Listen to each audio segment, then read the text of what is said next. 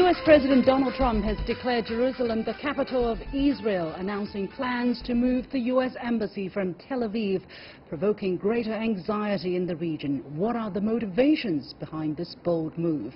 And as the Made in China 2025 initiative moves forward, how is artificial intelligence boosting traditional industries and changing our world? Welcome to The Point. I'm Li Xin.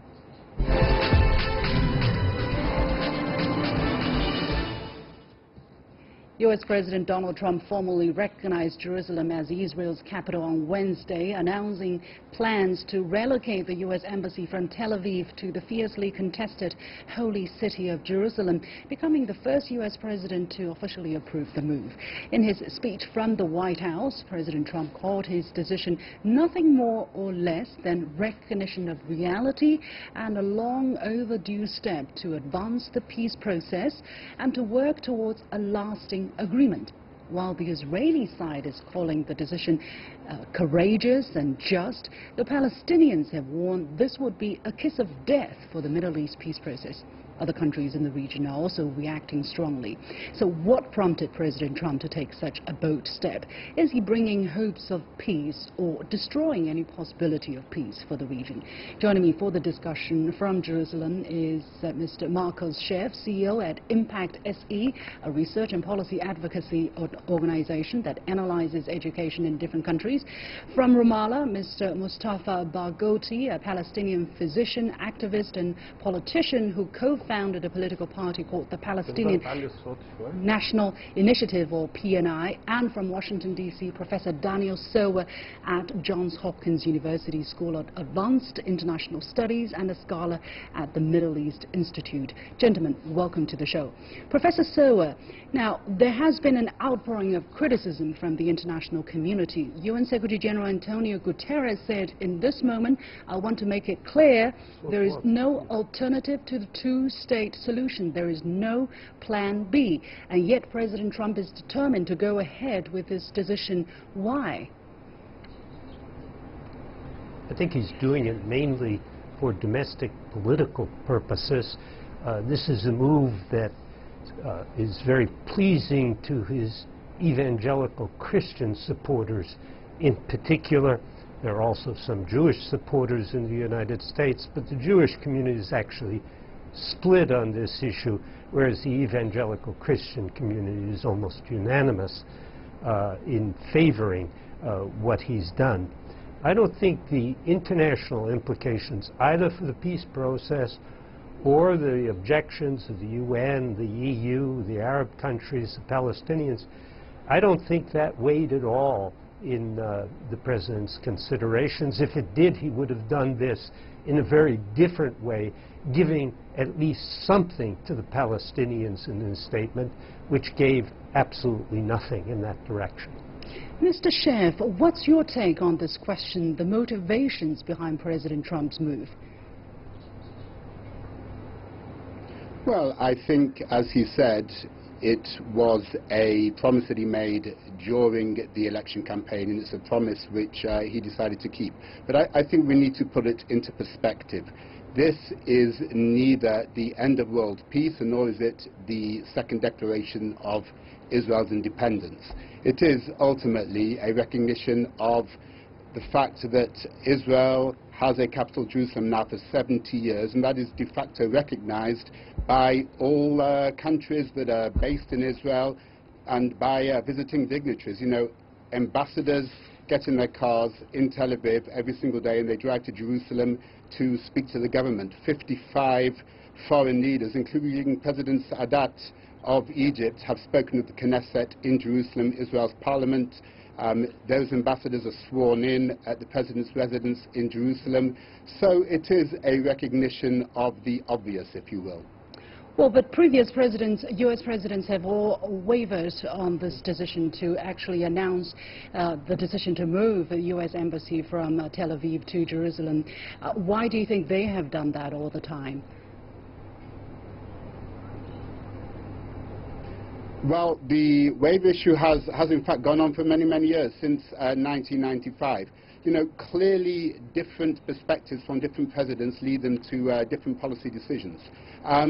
What might be interesting, however, is what was said by Trump towards the end of his speech, the reference, I think very welcome reference, to a two-state solution. And, you know, it makes one wonder what was discussed between President Trump and the foreign leaders with whom he spoke in the Arab world and Mr. Netanyahu in relation to what is coming down the pike. Is there going to be a regional meeting? Is there going to be a regional push for a two-state solution? And I think most intriguingly, Mr. Netanyahu really does owe President Trump now. And President Trump, as we know, likes a deal. So the question is there a deal? What is that deal? What will Mr. Netanyahu have to pay? What will the Palestinians have to pay? I think that is really the ball that one needs to keep one's eye on. Mr. Barghouti, what is your take on this situation? Do you understand the motives? How do you see the motives behind President Trump's move?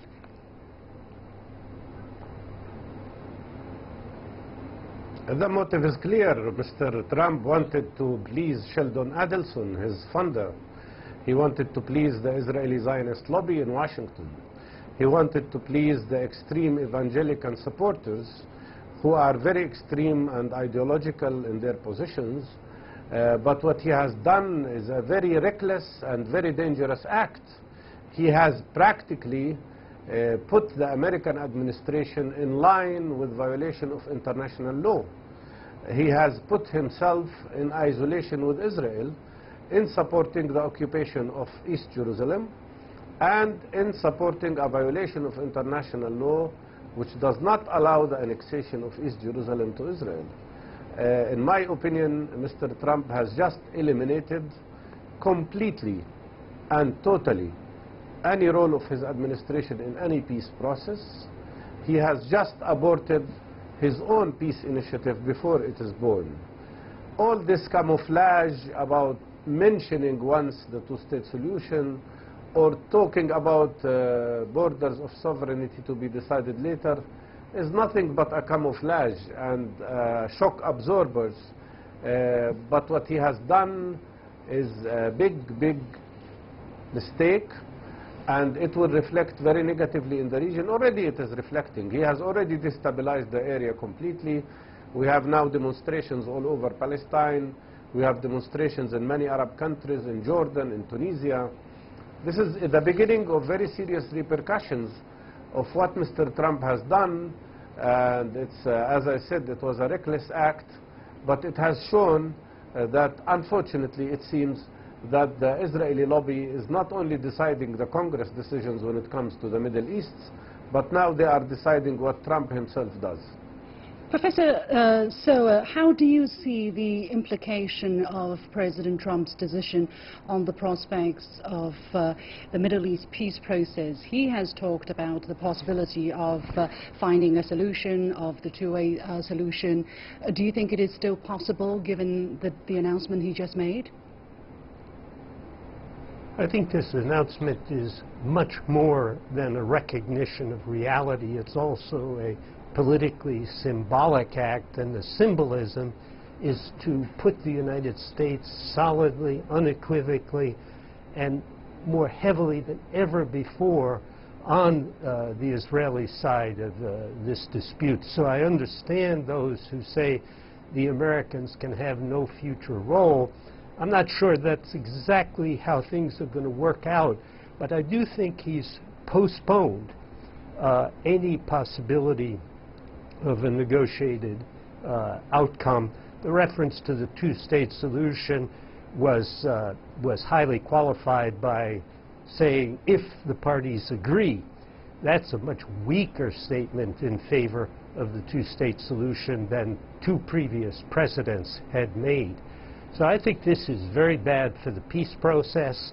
I do hope that there will be a minimum of violence in response, but I certainly understand those who see it as a politically significant act that, that makes peace less likely rather than more likely. Mr. Sherf, your reaction to Professor Sowa's answer just now? Well, sadly, there hasn't been a peace process for many years now, truly sadly. since, well, the rejection of the offer put on the table by Mr. Netanyahu's team, and before that Mr. Olmert's team in 2008. So, look, one understands that there is no alternative to the two-state solution. Anybody who is involved in the Israeli-Palestinian conflict knows that. The Saudis know that, the Jordanians know that, and there are more parties in play here than the Israelis, the Palestinians, and the US. There are regional parties at play, there are European parties at play. So I think, although, you know, the last few months have made us feel that it is all about the United States, actually it isn't all about the United States. There are many nations and organizations involved in trying to push towards a peace between Israelis and Palestinians.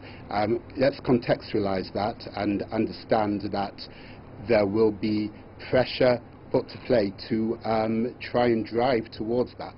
And, you know, the Americans have a plan, we understand, in the hopper. Obviously, we're all waiting to see what that plan is, what it entails. I think it needs to be given as much support as it possibly can so that we can move forward. But to speak about, you know, a peace process as if it exists at the moment and it has been destroyed, I think is looking it back to front. Yeah. There is no peace process at the moment. One needs to be created. I understand your point. Mr. Barghouti, very briefly, we're almost running out of time, but your take on the possibility of the Palestinians and Arab countries giving a unified response to this decision by the United States?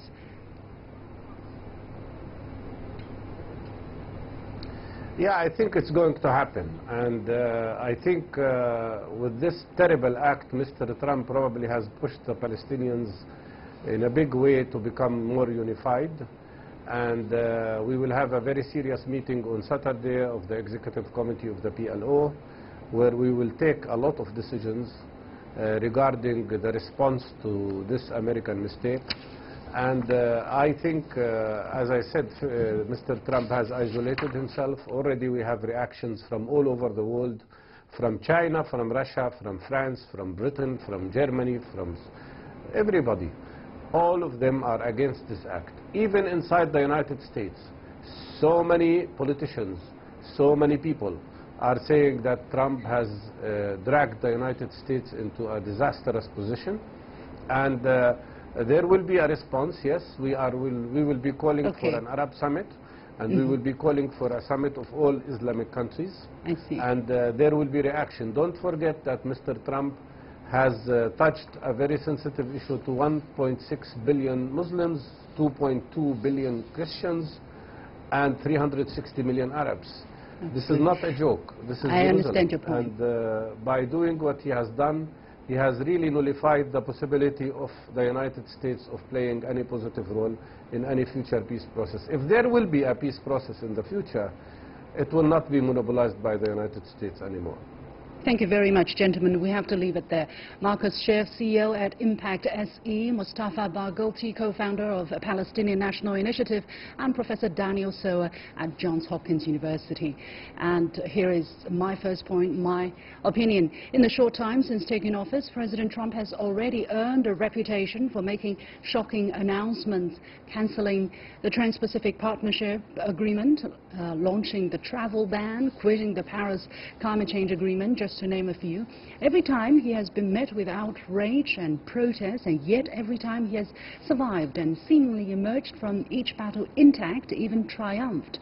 Understandably, he is following the same pattern here, knowing he will face outrage, but believing his gains outweigh the disruptions he will cause. And he probably bets that Palestinians and Arabs will be angry, but given the divide between regional governments, no real damage will be inflicted upon the U.S. or his interests. Of course, nobody can predict the future, including me. Maybe he really could shake things up this time by hitting the Middle East peace process with a cold bucket of water. But the chances of that happening are slim, as his decision concerns a holy site for 1.6 billion Muslims around the world, not just those who want to immigrate to the United States. Meanwhile, as the crisis over the Korean Peninsula is still heating up, how much resource can the U.S. allocate to managing another major conflict hotspot is a big big question mark.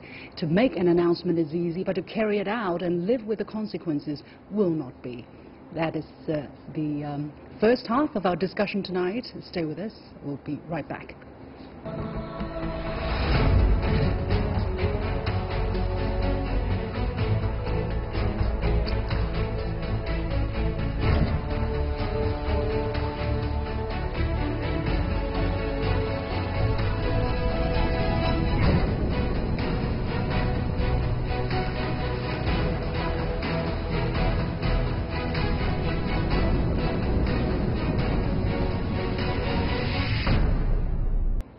On Monday, the Global Internet Development Index published, and it says that China has the largest number of internet users and is the world's top e-commerce and mobile payment market by transaction volume. Last month, Chinese Premier Li Keqiang also emphasized the Made in China 2025 strategy, calling for a deeper integration between the internet and the real economy. Artificial intelligence is playing a more and more crucial role in this digital revolution. With so many AI breakthroughs in just the past few years, it's hard to imagine what's coming next. How are companies and industries using AI, and how are these breakthroughs affecting the economy and our lives? To find out more, I had the chance to speak with Liu Song, the Vice President of Alibaba Group and General Manager of Alibaba Cloud Business. I started by asking him where we are now in this integration process. Let's talk about the 4 new inventions firstly, which is called the high-speed railway, online shopping, and the Alipay, what we call 支付宝, and also the bike sharing. So I think China is leading the way in digital economy over the mobile internet. So we have the access not only for the hundreds of millions of users, we have also the big data country. Also we have a lot of infrastructure here from cloud and big data. Also we have many talent on the artificial intelligence. So also we see a new wave of technology. Not only on IT side, we also have the 5G is coming. Also we have see the robots, drones, 3D printings, all paint a new picture on the new physical world, what we call. And we see in the car industry, we are facing the next 10 years, the revolution that overcome all the last 100 years. We will see automatic driving, we will see the connected and also the new mobile society using car or sharing the car. And also for the home, we will the smart appliance connect together, and everything we are touching become know what you are doing. So we just launched. I mean, the list goes on and on. Yes. Are you saying that we are standing at the threshold of a very exciting period of time? Yes, we see the new technology. We see our country's national policy on in the next 10 years, and also we see a new wave that the mobile internet through the C2B model. So when we talk about the made in China, maybe 10 years later we talk about the made at internet. Interesting, absolutely disruptive, let's say, to all the conventional ideas and wisdom. Now, let's talk about the city we are in, the city of Hangzhou. It's already been known to be using artificial intelligence, and it has launched the City Brain project. What exactly is the City Brain project, and how is this impacting the everyday experience of ordinary citizens and tourists? We have an ambulance case, so when they receive an emergency call, the ambulance are spending 50% of the time without influence all the normal traffic. How come? How is this possible? All the data is collected. We have using artificial intelligence to learn what is going on, what's happening on the city transportation, and give out an answer over more than 100 the lights to give the ambulance shortcut without the influence the whole industry's transportation. Yes. But what does that say about the possibilities that artificial intelligence is opening up to us? Yeah, let's take the CT Brain as an example. I think it's a 3 + 2. I mean, the 3 is from the cloud as a platform, and big data as a new material for the CT, and artificial intelligence, especially the algorithm, to help the people to do the things that people cannot do. Because it's big data and so much real-time information collecting the data. Men cannot do that. Only the cloud big data, also the algorithm. And also the CT Brain model is an open data model. So they have the industry scenario. First, we do the traffic. Then we will move to some other social services way. And also we have an ecosystem. So we are not doing this with the Hangzhou government only. We are working with 12 system integrator, video camera makers, a lot of technical companies here to work together to make this an open data platform. And even for the algorithm, we have an open algorithm platform. For even a small company can do some things in the whole play. I see you have a lot of passion in all of that, and you're very excited when you're talking about it. But still, take me through this idea of this medical brain and this environment brain, a little bit on what these are and why they're made possible with the introduction of AI. Yes, I think in the latest imaging artificial intelligence technology, the deep learning technology can make a better accurate diagnostic than normal doctor. Then the medical brain is also a platform for the doctors, also for the specialists to put in more data and more experience, then help the doctor to be more efficient. Especially when talk about the whole country, we are short of the qualified doctor. Sure. If we can do this through the internet, even using some mobile phone or some sensors, we can help the rural area to get a better efficiency for the doctor to make a judgment. That's unbelievable, because think about all these doctors, you know, having this great platform to share their experiences. What kind of challenges, though? What is the biggest challenge, though, for your company in carrying out this whole series of brain projects? I think the biggest challenge is how to build a secure and a big data platform. I think we are facing the challenge of data sharing. How to make a secure way to collect more data and using a security way to make more prediction for healthcare or for environment. I see. Let's talk about the city of Xiong'an, because I believe for people who are in the artificial intelligence or in the internet economy, that is also a very important place, right? A lot of talk has been given about that city being the future Silicon Valley of China. What is your company's view on that, and what is your plan regarding Xiong'an? We see that Xiong'an should be prototyped for the future smart city.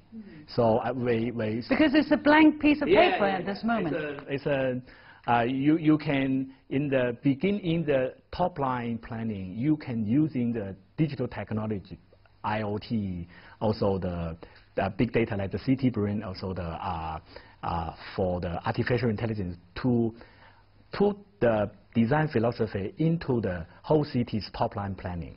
And something will be more easy to do, just like what we call the unmanned vehicle. Because in the current city, you are spending too much time to build the new rules, new law. But in the new city like Xiong'an, you can planning at the first stage for the future, I think, intelligent transportation, and also for the new industry. Yeah. Finally, well, in recent years, the Double 11 online shopping extravaganza, which falls on November the 11th every year, has been growing bigger and bigger, and the figure gets more and more amazing. For instance, this year, some 325,000 orders were made per second, right, at the peak of the traffic. That's according to an Alibaba press release. So to handle all that traffic, Alibaba actually used artificial intelligence. Could you explain a little bit how artificial intelligence is impacting people's online shopping habits and behavior?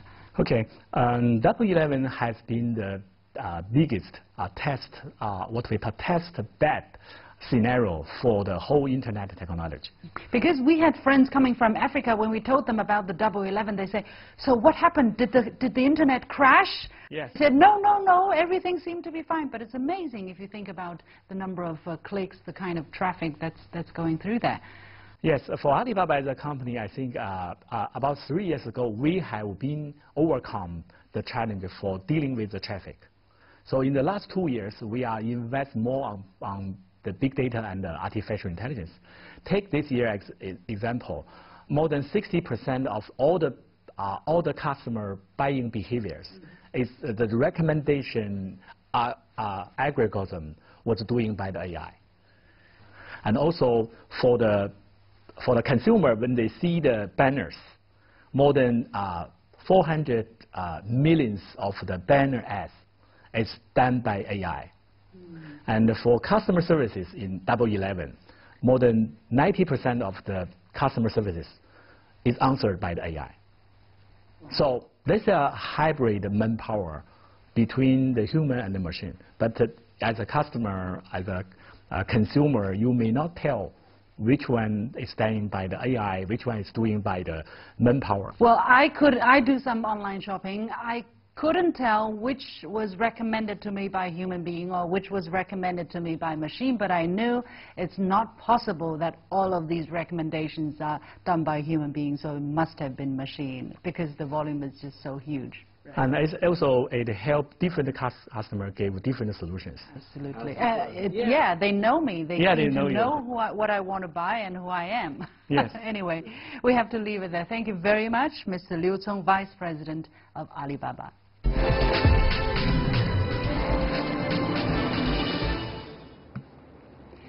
That's all for this edition of The Point with me, Liu Xin. Download the application called CGTN Live to watch the show on your mobile devices, or go to YouTube and look for CGTN The Point. You can follow me on Facebook or Twitter using the handle The Point with LX. Thanks for watching. We've got The Point.